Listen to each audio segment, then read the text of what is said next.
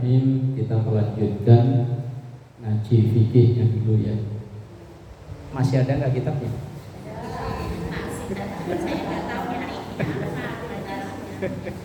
Ya asal dibawa gitu. Takutnya habis libur.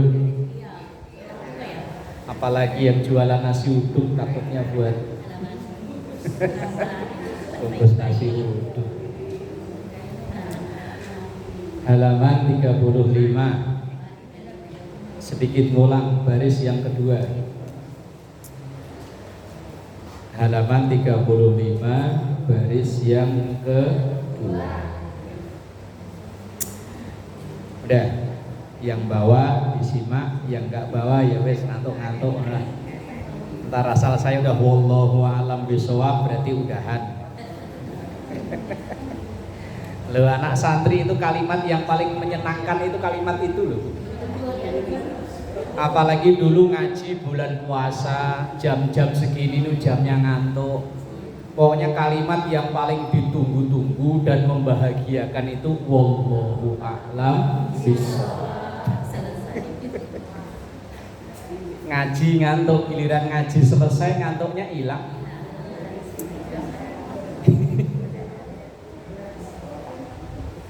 Bismillahirrahmanirrahim. Qala Syekhul Mu'allif rahimahullahu ta'ala wa nafa'ana bihi wa bi'ulumihi fid dharain amin. Wa hay'atuha khamsata asyara khoslatan. Wa hay'atuha dan sunnah hay'atnya sholat. Khamsata asyara khoslatan itu ada 15. Dalam sholat itu kan ada rukun. Kalau rukun ketinggal batal sholatnya. Ada sunnah. Sunnah terbagi menjadi dua. Ada ab'ad, ada hay'at. Kalau ab'ad ketinggal diganti dengan sujud sahwi. Ab'ad itu misalnya kunut, yang biasa pakai kunut. Kalau yang enggak biasa pakai kunut, yowis. Ada yang enggak pakai kunut? Yang di sini loh maksudnya. Ya kalau ada ya enggak apa-apa, wong beda-beda ya ora apa-apa. Urap itu disebut urap kalau isinya beda-beda. Kalau toge semua ya enggak disebut urap ya. Kemudian yang termasuk hak ab'ad lagi itu tahiyat awal. Nah itu ab'ad. Kalau ketinggal diganti dengan sujud sahwi. Kalau sujud sahwinya lupa? Nah iya tadi kunut lupa. Begitu kunut kelupaan nanti diganti sujud sahwi. Lah kalau sujud sahwinya lupa juga? Kalau memang waktunya masih berdekatan, maka langsung sujud saja. Misalnya ibu sholat subuh kunutnya kelupaan. Assalamualaikum warahmatullahi wabarakatuh. Assalamualaikum warahmatullahi wabarakatuh. Astagfirullahaladzim. Kunutnya ketinggalan. Sujud sahwinya ketinggalan, maka langsung sujud 2 kali. Subhana man la yanamu wa la yasbu. Dibaca 3 kali, kemudian duduk seperti duduk di antara 2 sujud. Rabbi firli warhamni dan seterusnya, kemudian sujud lagi. Tapi kalau ingatnya sudah jauh, maksudnya jauh itu udah mukena udah dibuka, udah ke dapur motong-motong mau buat sarapan anak-anak sama suami, ya wis nggak perlu kok tadi kunut ketinggalan mau sujud sahwi, ya nggak, wis jauh ya. Lah terus sholatnya bagaimana? Wallahu alam, Allah maha tahu. Wong sholatnya ketinggalannya nggak disengaja. Lah sekarang yang kita bahas adalah hayat. Hayat itu sunnah. Kalau ketinggal tidak mengapa. Artinya tidak membatalkan sholat, atau bahkan sengaja ditinggal sekalipun. Kalau tertinggal itu berarti kan nggak sengaja. sengaja ditinggal, itu pun tetap tidak batal sholatnya. Kan sunnah ini, nah ya walaupun sunnah, definisi sunnah kalau yang umum kita dengar, dikerjakan berpahala, ditinggal tidak dosa. Tapi guru saya dulu mendefinisikan, menerjemahkan sunnah itu enggak begitu. Dikerjakan berpahala, ditinggal rugi. Nah, dalam sholat itu selain ada rukun, ada sunnah, ada makruh. Makruh itu kalau ia kerjakan enggak batal sholatnya, tapi kalau tidak dilakukan menambah pahala. Contoh makruh misalnya menggerak-gerakkan yang tidak sampai membatalkan sholat. Misalnya kan ada orang yang tahiyat itu jarinya nggak mau diem. Asyhadu an la ilaha illallah. Kalau kita kan diem. Nah ini ibu pernah lihat ya? Tahiyat itu jarinya muter aja. Ada yang diputer begini, ada yang naik turun. Ini dalam mazhab Syafi'i menggerak-gerakkan jari ini dihukumi makruh. Menggerak-gerakkan jari ini. Kemudian contoh makruh nanti dibahas di belakang. Ini baru contoh. Kemudian ada batal. Jadi ada rukun, ada sunnah, ada makruh, ada batal. Lah yang sekarang jadi bahasan kita adalah sunnah hayat. Sunnah yang kalau dikerjakan menambah nilai pahala, kalau ditinggal atau tertinggal pun tidak batal sholatnya. Apa itu? Yang pertama, raf'ul yadaini inda takbiratil ihrami, mengangkat tangan ketika takbiratul ihram, ila hadwi mangkibaihi, ngangkat tangannya itu sampai sejajar dengan pundak. Nah, memaknai sejajar itu kalau saya yang ditanya, sejajarnya ke atas. Jadi Allah berarti ke atas. Lah kalau mungkin nanti ibu ngaji di tempat lain, maknanya teksnya sama, sejajar, tetapi memaknainya sejajar ke depan.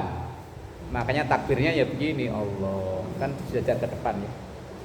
Atau kadang sejajar ke samping. Allah. Pernah lihat? Allah.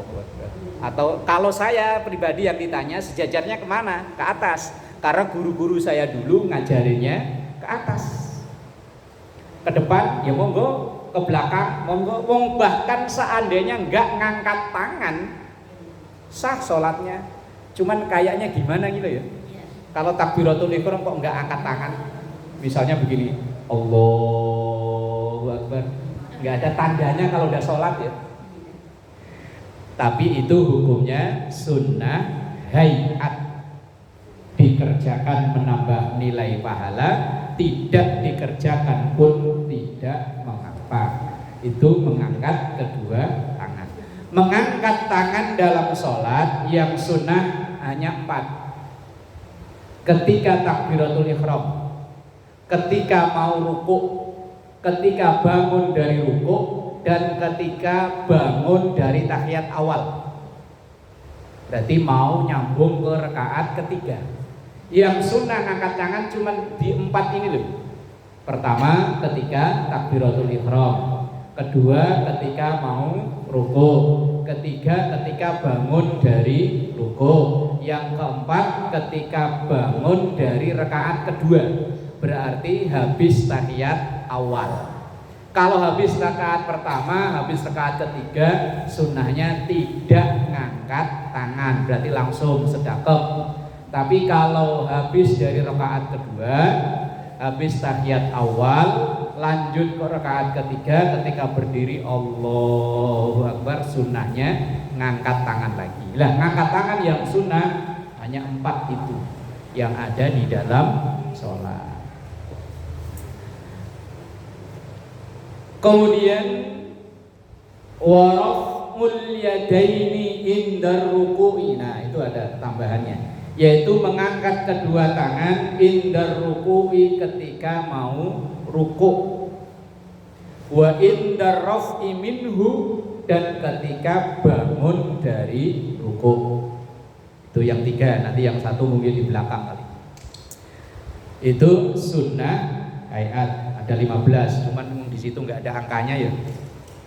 Kemudian yang sunnah lagi wa wad'ul yamini 'ala shimali, meletakkan tangan yang kanan di atas tangan yang kiri. Wa yakunani, di situ nggak ada, ini tambahan dari kitab ini, tahta sadrihi wa fawqa surratihi, letaknya tangan yang sedekap itu tahta sadrihi, di bawah dada. Kemudian wa fawqa surratihi, di atas pusar. Kalau yang perutnya gemuk enak yuk, tinggal blek. Ya kan udah temempel di sini kan yuk. Lah iya, kalau yang langsing kan mosot. Kalau yang lemu begini enak blek.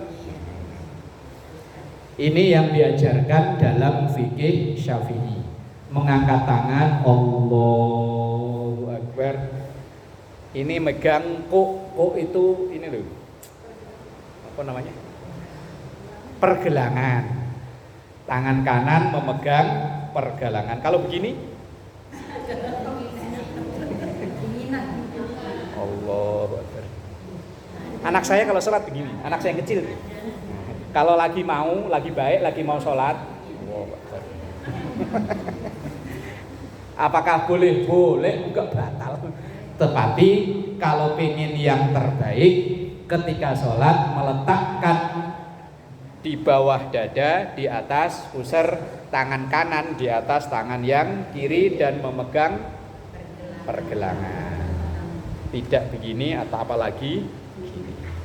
Kadang ada yang meletakkannya bukan di bawah dada tapi di sini. Ini dulu ada jamaah Baitul Taqwa, cuman orangnya udah nggak ada, udah meninggal. Karena orangnya sering bercanda, saya tanyain, Pak Ji, itu kalau sholat kok tangannya taruhnya di samping? Karena orangnya suka bercanda, jawabannya juga bercandaan juga. Dulu bapak saya itu punya kebun jagung, sholatnya sambil jagain jagung sambil megangin golok, kata dia. Ya. Lah saya diajarin nama abah saya dulu begitu, ya saya ikut. Gini. Kadang ada yang diputer dulu, Allahu Akbar. Pernah lihat? Semacam-macam orang sholat. Pokoknya yang penting tidak batal.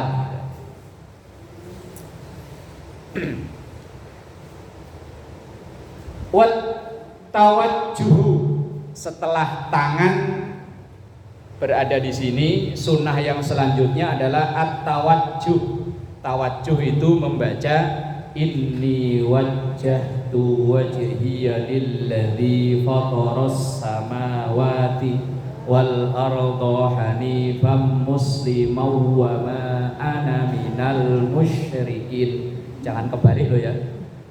Yang pertama itu wa ma ana minal musyrikin. Inna salati wa nusuki wa mahyaya wa mamati la syarika lahu wa bidzalika umirtu wa ana minal. Nah, kalau yang belakang enggak ada ma-nya. Yang belakang wa ana minal muslimin. Kalau yang pertama tadi wa ma ana minal musyrikin. Artinya berbeda.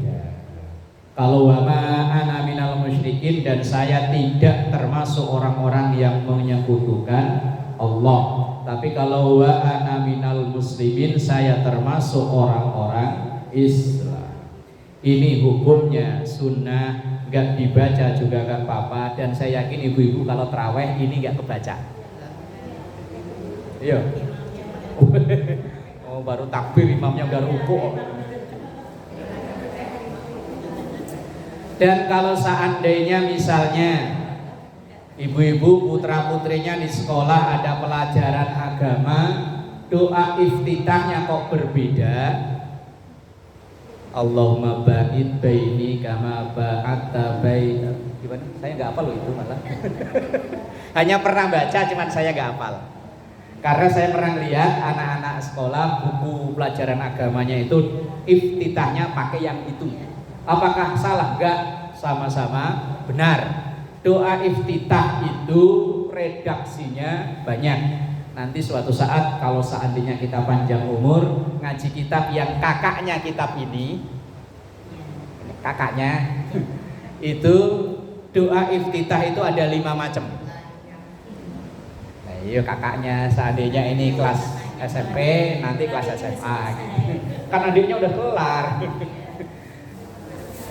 Itu doa iftitah itu ada 5 macam, ada 5 redaksi. Cuma yang dipilih oleh guru-guru kita yang diajarkan yang sampai ke kita yang ini. Allahu akbar kabira walhamdulillahi katsira wa subhanallahi bukratan wa asila inni wajjahtu dan seterusnya. Dan ini hukumnya sunnah. Nah, bagaimana caranya supaya ketika sholat cepet kayak taraweh, iftitah tetap kebaca? Maka milih redaksi yang pendek. Kalau ini kan lumayan panjang. Ada yang pendek, hamdan katsiran thayyiban mubarakan fihi. Udah cuma segitu tok. Kalau saya biasanya bacanya yang itu. Kalau sholat lagi ngebut, taraweh. Lah kalau kepepet ya malah emang nggak baca. Terus langsung Fatihah. Bahkan begini, seandainya ibu berjamaah karena terbiasa membaca iftitah, Allahu akbar kabira walhamdulillah, kita baca. Begitu iftitah belum selesai, kok malah imamnya ruku, ibu tetap berkewajiban membaca Fatihah. Kecuali kalau tadi nggak baca iftitah, Allahu akbar langsung bismillahirrahmanirrahim alhamdulillahirabbil alamin, imam ruku ikut ruku. Tapi kalau tadi kok kita memaksakan baca iftitah, imamnya udah keburu ruku, maka tetap kita baca Fatihah. Makanya kalau kita makmuman berjamaah kok kita datang agak terlambat, untuk cari aman nggak usah baca iftitah, langsung Fatihah. Kalau seandainya Fatihah kita kok nggak selesai, imam ruku ikut ruku, baru bismillahirrahmanirrahim Allahu akbar ikut, nggak usah baca maksain sampai waladhdallin. Lah kekurangannya gimana? Imam. Makanya makmum itu enak. Ibarat begini Bu, logikanya begini. Jadi makmum itu begini. Tadi ibu mau jalan-jalan ke Cirebon. Itu kan rame-rame bareng-bareng, biar nggak tahu jalan, tapi kalau ngikut bis nyampe Cirebon ya, nyampe. Biar kita duduk naik bis terus ngantuk tidur, bangun udah nyampe. Itu ibarat orang sholat tapi nggak tahu ilmunya sholat, tapi ia mau jamaah. Nah, tapi kalau kita sholat sendirian, tapi ilmunya sholat kita nggak begitu paham, itu ibarat mau jalan ke Cirebon nggak tahu alamatnya. Yo bukan nyampe Cirebon, malah nyampainya nanti Bandung. Nah itu, maka orang yang kayak kita ini yang ilmu kita awam terbatas, untuk nyari aman itu berjamaah. Yus minimal di rumah dengan suami, dengan anak, itu nyari aman. Lah kalau imamnya makmumnya 11-12, imamnya ya nggak begitu paham, makmumnya ya sama nggak begitu paham, 11-12 lah pokoknya sama-sama O2N. Ya wis, Allah Maha Pengampun, orang mau berjamaah itu udah bagus. Baik, bismillahirrahmanirrahim. Kemudian setelah iftitah selesai, wal isti'adzatu, membaca isti'adzah. Isti'adzah itu apa? Woi. Sukronya dibuka, dimakan biar fresh.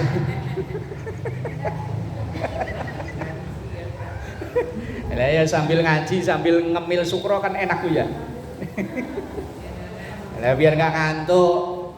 Maksudnya pengurus itu beliin itu biar nggak ngantuk. Lah iya makanya. Isti'adzah. lupa. Ntar giliran saya sebut namanya, oh itu ya. Isti'adzah itu sama dengan ta'awud. A'udzu billahi minasyaitonir rajim. Membaca ta'awud setelah iftitah itu juga hukumnya sunnah hayat. A'udzu billahi minasyaitonir rajim. Itu hukumnya sunnah hayat. Kemudian yang selanjutnya wal jahru fi maudhihi, yaitu membaca jahar, membaca bersuara di tempatnya jahar. Tempatnya jahar itu 2 rakaat pertama dalam sholat maghrib, isya, subuh. Itu sunnahnya membaca bersuara. Walaupun ibu sholat sendirian di rumah, rakaat pertama, kedua dalam sholat maghrib, isya, subuh, sunnahnya bersuara. Tapi yo jangan kenceng-kenceng. Iya kayak tangga sebelah kedengeran. Bismillahirrahmanirrahim. Ya, dikirain orang mau tahlilan bacanya mulu. Atau wal israru fi maudhihi, membaca sir, membaca pelan juga di yang tempatnya pelan, yaitu di selain tadi itu, selain rakaat 1, 2 pada sholat maghrib, isya, subuh, maka bacanya pelan. Zuhur, asar pelan, kecuali sholat Jumat bacanya harus jahar. Cuman ibu kan tidak disyariatkan untuk sholat Jumat. Tapi kalau seandainya kepengin gimana? Ini ibu-ibu, misalnya pengurus masjid ngumumin ibu-ibu hari ini ada Jumat berkah, yang sholat Jumat kebagian voucher belanja di Ibu Mat 200.000. Lah umpamanya kok. Lah ibu denger, wih voucher belanja 200.000, ikutan ah sholat Jumat. Boleh nggak?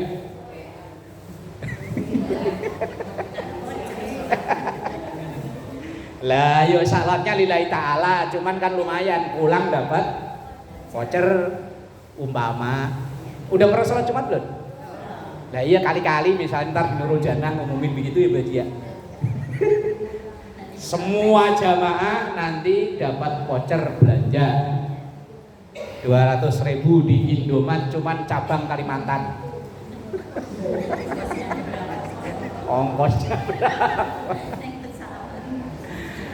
Seorang wanita seandainya dia mau sholat Jumat sah, boleh. Cuma memang yang disyariatkan dan bisa menggugurkan kewajiban Jumat laki-laki. Seandainya kepengen, seandainya. Wal israru fi maudhihi, dan membaca sir, membaca pelan di tempatnya yang pelan. Lah bedanya sir dan jahar. Kalau jahar itu yang penting ada suara yang terdengar oleh kita.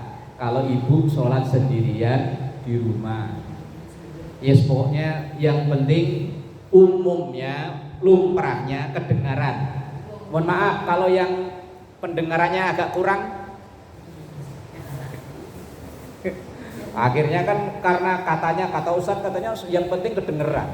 Dikencengin lagi belum kedengeran, dikencengin lagi belum kedengeran. Oh, memang kupingnya yang bermasalah. Yang penting pokoknya bersuara. Dan ketika kita membaca, yang namanya membaca, yang terbaik itu adalah bersuara. Apalagi membaca Quran. Saya pernah membaca artikel tulisan di Facebook, di antara yang menunda pikun, kalau menghilangkan nggak mungkin, wong itu udah kodrat, udah sunnatullah pasti terjadi. Tapi menunda bisa. Kalau kita ini kan udah sunnatullah hukum alam, pikun pasti datang. Tapi kalau ditunda bisa. Kan ayatnya ibu-ibu tadi dibaca ya. Wa man nu'ammirhu nunakkishu fil khalqi.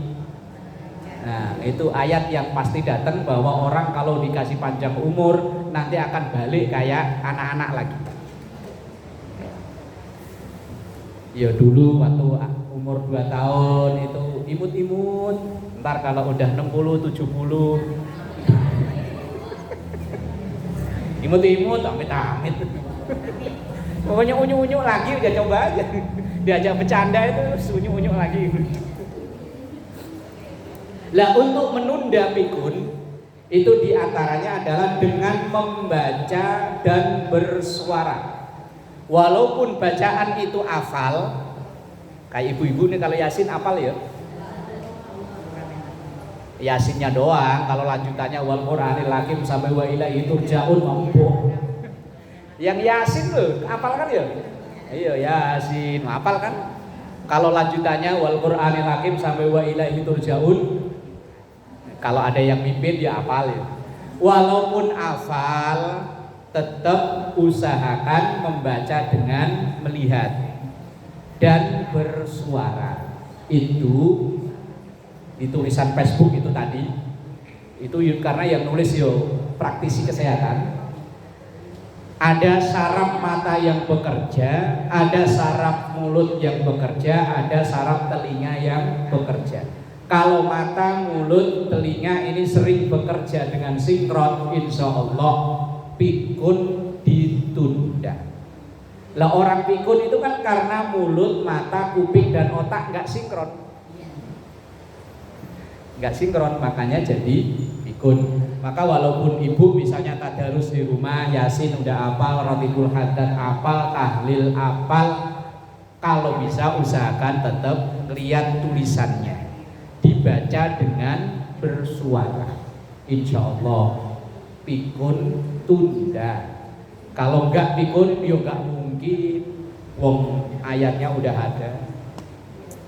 Bismillahirrahmanirrahim. Sunnah hayat yang selanjutnya wat ta'minu, membaca amin, baik sholat sendiri maupun berjamaah.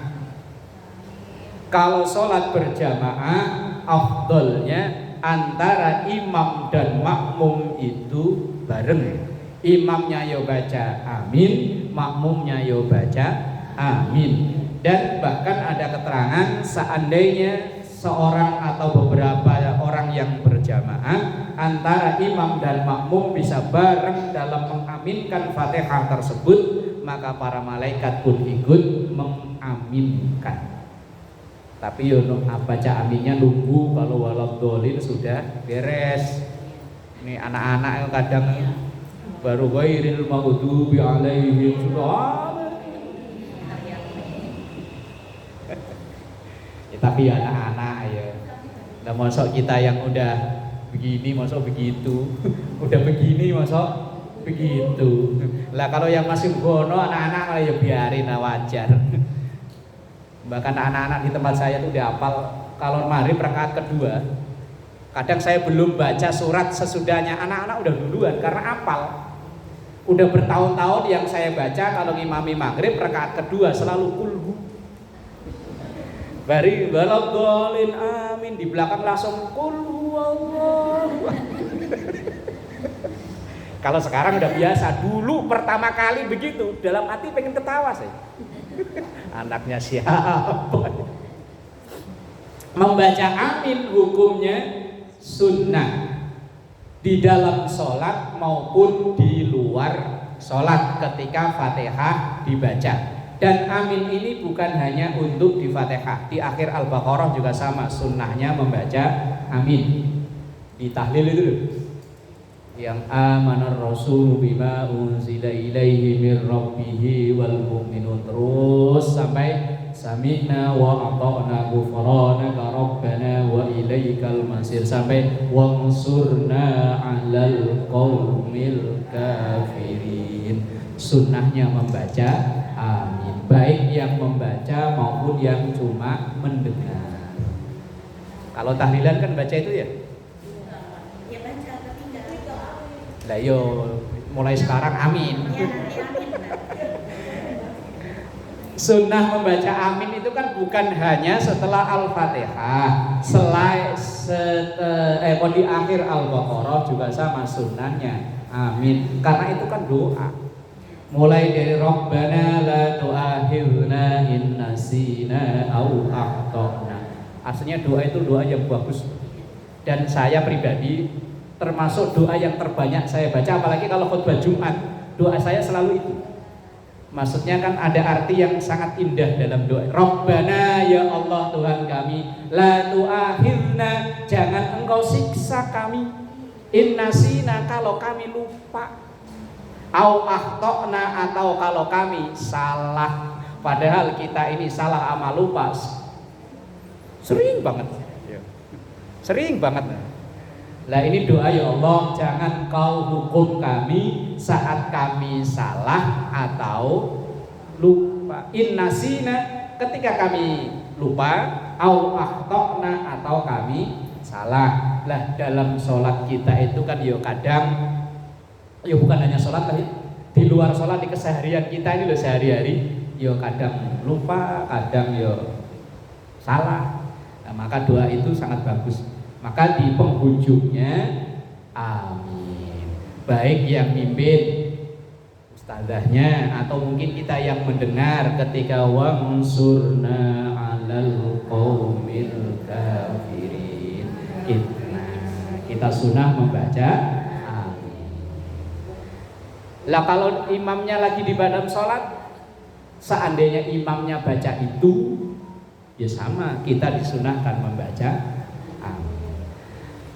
Lah kadang tahu itu menjalani apa enggak? Ketika membaca Fatihah sebelum amin, kadang kan kita menambahkan Rabbi ghfirli wali walidayya walil mu'minina amin. Suka nambahin begitu enggak? Ghairil maghdubi alaihim waladdallin. Sebelum amin, Rabbi firli wali walidayya walil mu'minina. Suka nambahin itu enggak? Iya. Kadang. Berarti kalau kadang kan kadang iya, kadang enggak gitu ya. Yang lain sama. Nah, kalau di luar sholat monggo silahkan.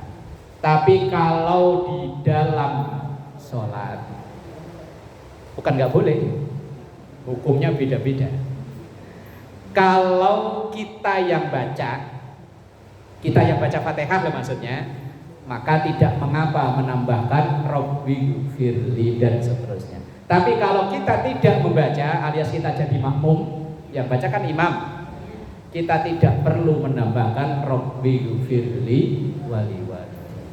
Tapi kalau kita baca sendiri, lah ibu kan rata-rata seringnya sholatnya kan sendiri, maka monggo silakan. Tapi kalau lagi berjamaah, imamnya yang membaca Fatihah, ibu tidak perlu membaca Rabbi firli itu. Tapi kalau di luar sholat, bebas. Kalau di luar sholat mah terserah.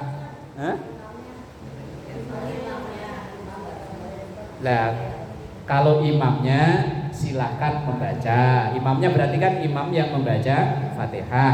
Lah makmum kan, kita makmum kan hanya sekedar amin, tidak perlu menambahkan Rabbi firli. Itu kalau di kitab video nggak ada, kitab kakaknya baru ada. Makanya orang ngaji itu kadang katanya nggak selesai ya begitu. Kitab ini selesai, kakaknya belum naik kelas. Bismillahirrahmanirrahim. Selanjutnya wa qira'atus surati ba'dal Fatihati, membaca surah setelah Al-Fatihah. Membaca surat setelah Al-Fatihah ini sama hukumnya sunnah hayat. Misalnya kita sholat ghairil maghdubi alaihim waladdallin amin, langsung rukuk boleh. Karena membaca surat setelah Fatihah hukumnya sunnah hayat. Dan ketika membaca, usahakan mengikuti urutan mushaf. Rakaat pertama, kedua itu. Misalnya urutan mushaf itu yang ada di Quran, bukan di juz amma. Kalau juz amma itu urutannya kan dibalik. Yang di Quran itu. Misalnya rakaat pertama kita baca qul ya ayyuhal kafirun, maka rakaat kedua cari adiknya. Idza jaa tabbat yada qul falaq kunas. Rakaat pertama kita baca kulhu, maka rakaat kedua baca kul falak kunas. Kalau rakaat pertama udah baca anas, nah, ya anas kan anak bontot. Lah ya anas kan anak bontot ya. Anak nomor 114. Kan Quran ada 114 surat. Anas paling bontot. Ya kalau bisa ya jangan lah ya. Kalau bisa yo, mosok kalian kalau apalannya cuman anas doang sih, ya mana mungkin. Oh ngaji rajin, mosok apalannya anas doang kalau enggak. Diusahakan sesuai dengan urutan mushaf. Kalau dalam kitab Nihayatul Zaid, lagi-lagi kakaknya ini, itu membaca surat itu etikanya rakaat pertama lebih panjang daripada rakaat kedua.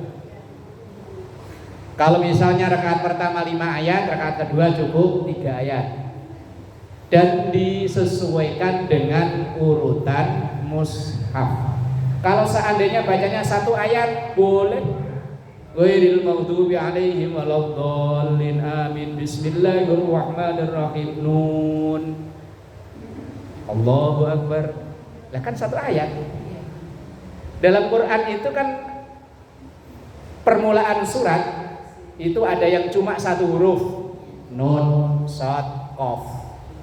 Ada yang 2 huruf, yasin, 2 huruf. Nah ya, hamim, 2 huruf. Ada yang 3 huruf, alif, lam, mim, 3 huruf. Ada yang 4 huruf, alif, lam, mim, ro. Ada yang 5 huruf, kaf, ya, ain, shad. Surat wapal ya, sering diundang itu ya, 7 bulan.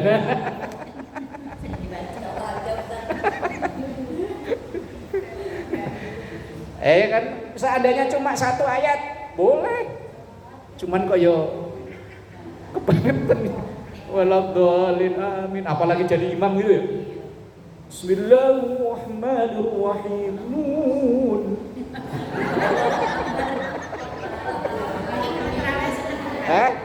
Kalau buat tarawih cocok ya. Ya, ntar imam tarawih bilangin. Rakaat kedua qaf.